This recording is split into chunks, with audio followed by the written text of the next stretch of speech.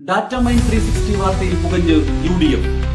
PM ശ്രീയിൽ വീണ്ടും UDFന്റെ U-turn. നിർണായകമായ വെളിപ്പെടുത്തലുകൾ നാളെയും. നമസ്കാരം. രാവിലെ 9 മണിക്കാണ് PM ശ്രീയുമായി ബന്ധപ്പെട്ട വാർത്ത, സുപ്രധാനമായ വാർത്ത ഡാറ്റ മൈൻ 360 പുറത്തു കൊണ്ടുവരുന്നത്. ഇതുവരെ സംസ്ഥാന സർക്കാർ പറഞ്ഞിരുന്നത് PM ശ്രീ പദ്ധതിയിൽ നിന്ന് പിന്മാറാൻ കഴിയില്ല എന്നായിരുന്നു. എന്നാൽ PM ശ്രീ പദ്ധതിയിൽ നിന്ന് പിന്മാറാൻ കഴിയും എന്ന കേന്ദ്രത്തിന്റെ മറുപടിയാണ് ഡാറ്റ മൈൻ 360 ഇന്ന് പുറത്തുവിട്ടത്. അത് പുറത്തു വന്നതോടെ കേരള രാഷ്ട്രീയത്തിൽ വലിയ കുഴലക്കം തന്നെ ഉണ്ടാക്കി. ഇതുവരെ സംസ്ഥാന സർക്കാർ പറഞ്ഞതിൽ നിന്നും പിന്നോട്ട് പോകേണ്ട സാഹചര്യം ഉരുത്തിരിഞ്ഞു വന്നു. UDFിലാകട്ടെ മുസ്ലിം ലീഗും കോൺഗ്രസുമായുള്ള കലഹമായി അത് മാറുകയും ചെയ്തു. എല്ലാ ദൃശ്യ ഓൺലൈൻ മാധ്യമങ്ങളും ഡാറ്റ മൈൻ 360 വാർത്ത ഏറ്റെടുത്തു. പ്രധാനപ്പെട്ട രാഷ്ട്രീയ നേതാക്കൾ പ്രതികരണങ്ങളുമായി രംഗത്ത് വന്നു. പ്രതിപക്ഷ നേതാവ് പിണറായി വിജയൻ കടുത്ത ഭാഷയിൽ മുഖ്യമന്ത്രി VD സതീശനെയും UDFനെയും വിമർശിച്ച് ഫേസ്ബുക്കിൽ പോസ്റ്റ് ചെയ്തു. നിയമപരമായ യാതൊരു നിർബന്ധമില്ലാതിരുന്നിട്ടും PM ശ്രീ നടപ്പിലാക്കുവാൻ UDF കാണിക്കുന്ന അമിതാവേശം സംഘപരിവാറിനെ പ്രീതിപ്പെടുത്തുവാൻ മാത്രമാണെന്ന് പിണറായി വിജയൻ കുറ്റപ്പെടുത്തി. മുഖ്യമന്ത്രിക്കും വിദ്യാഭ്യാസ മന്ത്രിക്കുമെതിരെ രൂക്ഷ വിമർശനം ഉയർത്തിയായിരുന്നു ജോൺ ബ്രിട്ടാസ് പ്രതികരിച്ചത്. VD സതീശനും RSSും തമ്മിലുള്ള ബന്ധം പുറത്തായെന്ന് A റഹീം MPയും പ്രതികരിച്ചു. മുൻ മന്ത്രിമാർ ഉൾപ്പെടെയുള്ളവർ വാർത്താ സമ്മേളനങ്ങളിലൂടെയും സാമൂഹ്യ മാധ്യമങ്ങളിലൂടെയും കടുത്ത വിമർശനം തന്നെ UDFന് നേരെ ചൊരിഞ്ഞു. പാളയം ഇമാമും കടുത്ത ഭാഷയിലാണ് UDFന്റെ ഈ നിലപാട് മാറ്റത്തെ വിമർശിച്ചത്. ആദ്യം PM ശ്രീ അറബിക്കടലിൽ എറിയുമെന്ന് പറഞ്ഞു. അധികാരത്തിലെത്തിയപ്പോൾ എന്താണ് സംഭവിച്ചതെന്ന് നമ്മളെല്ലാവരും കാണുന്നു. വാഗ്ദാനങ്ങളും പ്രഖ്യാപനങ്ങളും മാത്രമല്ല, പ്രാവർത്തികമാക്കാൻ കഴിയുന്ന പ്രായോഗിക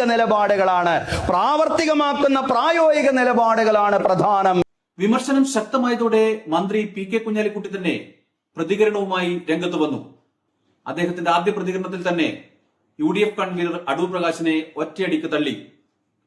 ഇന്നലെ UDF യോഗം PM ശ്രീ പദ്ധതി സംബന്ധിച്ച് ചർച്ച നടത്തിയിട്ടില്ല എന്നായിരുന്നു PK കുഞ്ഞാലിക്കുട്ടിയുടെ വാദം.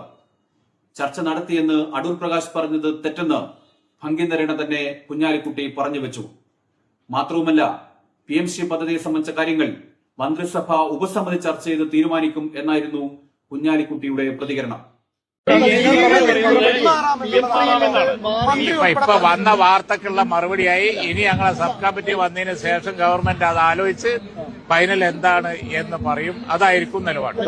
സംശയമൊരു മുഴുവൻ കോൺഗ്രസിലേക്കും അടൂർ പ്രകാശിലേക്കും നീണ്ടു.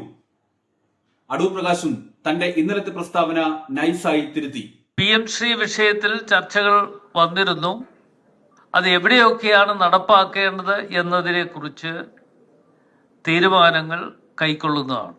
അത് നടപ്പാക്കുക, അത് കേന്ദ്ര ഗവൺമെന്റിൽ നിന്നും ലഭ്യമാകുന്ന ഫണ്ട് എവിടെയൊക്കെ വിനിയോഗിക്കണം എന്നതിനെ കുറിച്ച് UDF തീരുമാനിക്കും. അങ്ങനെ ഒരു തർക്കം UDF യോഗത്തിൽ അങ്ങനെ ഒരു തർക്കമേ ഉണ്ടായിട്ടില്ല. UDF യോഗത്തിൽ ഇത്തരം വിഷയങ്ങൾ അങ്ങനെ എടുത്ത് പ്രത്യേകമായി ചർച്ച ചെയ്തിട്ടില്ല. ചർച്ച ചെയ്തു എങ്കിൽ മാത്രമേ UDF യോഗത്തിൽ ഒരു തർക്കം വരികയുള്ളല്ലോ. അങ്ങനെ ഒരു സംഭവം ഉണ്ടായിട്ടേ ഇല്ല. ഡാറ്റ മൈൻ 360 പുറത്തു കൊണ്ടുവന്ന വാർത്തയടക്കമുള്ള കാര്യങ്ങൾ മന്ത്രിസഭാ ഉപസമിതി ചർച്ച ചെയ്ത് തീരുമാനമെടുക്കും എന്നായിരുന്നു മന്ത്രി റോജി M ജോണിന്റെ പ്രതികരണം. യു-ടേൺ സർക്കാർ എന്ന പേര് നേരത്തെയുള്ളതിനാൽ UDF നേതാക്കൾക്ക് ഇപ്പോഴത്തെ പ്രശ്നങ്ങളൊന്നും പുത്തരിയാകില്ല. നേരത്തെ പറഞ്ഞ നിലപാടിൽ നിന്ന് പിന്തിരിഞ്ഞാണ് PM ശ്രീയുമായി മുന്നോട്ട് പോകാൻ ഒരിക്കൽ UDF തീരുമാനിക്കുന്നത്. എന്നാൽ പുതിയ സാഹചര്യത്തിൽ വീണ്ടും UDFന് അതിൽ നിന്നും പിറകോട്ട് പോകേണ്ടി വരികയാണ്. PM ശ്രീയിൽ നിന്ന് പിന്മാറാൻ കഴിയില്ല എന്ന കടുംപിടുത്തം മുഖ്യമന്ത്രി VD സതീശന് ഒഴിവാക്കേണ്ട സാഹചര്യമാണ് കേന്ദ്രത്തിന്റെ പ്രതികരണത്തോടെ ഉണ്ടായത്. PM ശ്രീയുമായി ബന്ധപ്പെട്ട് നടക്കുന്ന ചർച്ചകൾ കോൺഗ്രസിനും മുസ്ലിം ലീഗിനും നൽകുന്ന ക്ഷീണം ചെറുതല്ല. അതുകൊണ്ടാണ് കുഞ്ഞാലിക്കുട്ടി ഒറ്റയടിക്ക് അടൂർ പ്രകാശിനെ തള്ളിയത്. ഇനി മന്ത്രിസഭാ ഉപസമിതിയാകും കാര്യങ്ങൾ തീരുമാനിക്കുക. ഇപ്പോഴത്തെ സാഹചര്യത്തിൽ PM ശ്രീയിൽ യു-ടേൺ അടിക്കാൻ തന്നെയാണ് സാധ്യത.